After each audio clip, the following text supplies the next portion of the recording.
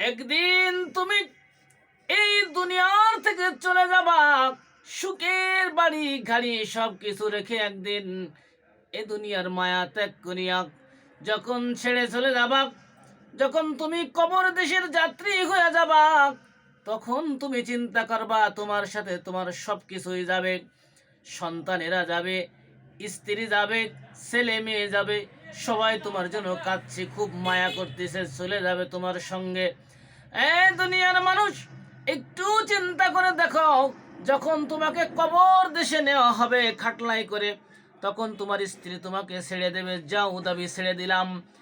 যখন তোমাকে কবর দেশে নিয়ে যাবে, চারজনের সন্তানেরা, আত্মীয় স্বজনেরা তোমাকে কাঁধে করে নিয়ে যাবে, মনে করবা তোমার সঙ্গে এরা যেতেছে, এরা তোমার সঙ্গে যাবে, তোমার সঙ্গের সাথী।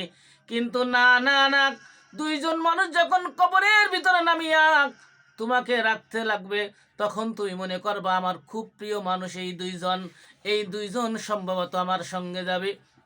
তুমি যখন এই চিন্তা করবা, যখন তোমাকে রাখিয়া লাশ তোমার রাখিয়া যখন মুখের কাপড় খুলিয়া দিয়া গায়ের বাঁধনগুলো খুলে দিয়ে যখন লাফ মেরে উঠে আসবে, তখন চিন্তা করবা হাই রে, কি চিন্তা করলাম জীবনে, আজকে আমার জীবনে কি হয়ে গেল, আমি একা, আমার আর কোনো সঙ্গী হলো না।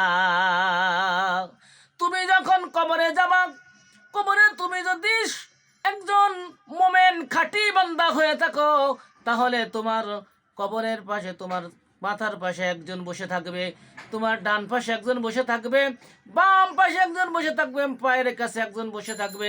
মুনকার নাকির ফেরেশতা আসার আগে বলবে, তুমি আর এসো না, এখানে আমরা আছি, আমার এই বন্ধুকে তুমি কষ্ট দিতে এসো না।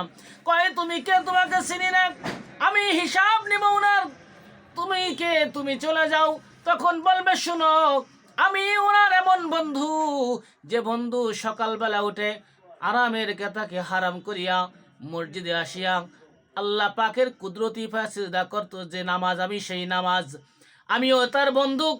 প্রতিদিন ফজরের নামাজের পরে বসিয়া বসিয়া আমাকে তেলাওয়াত করত, ইয়াসিন ওয়াল কুরআনিল হাকিম, আমি সেই কালামে পাক। আমি যতক্ষণ আমার এই বন্ধুকে, আমার এই সাথীকে যতক্ষণ পর্যন্ত জান্নাতে না পৌঁছাই দিতে পারবো, এতক্ষণ পর্যন্ত আমি আমার বন্ধুর পাশে বসে থাকবো। সুবহানাল্লাহ। জাযাকাল্লাহু খাইর।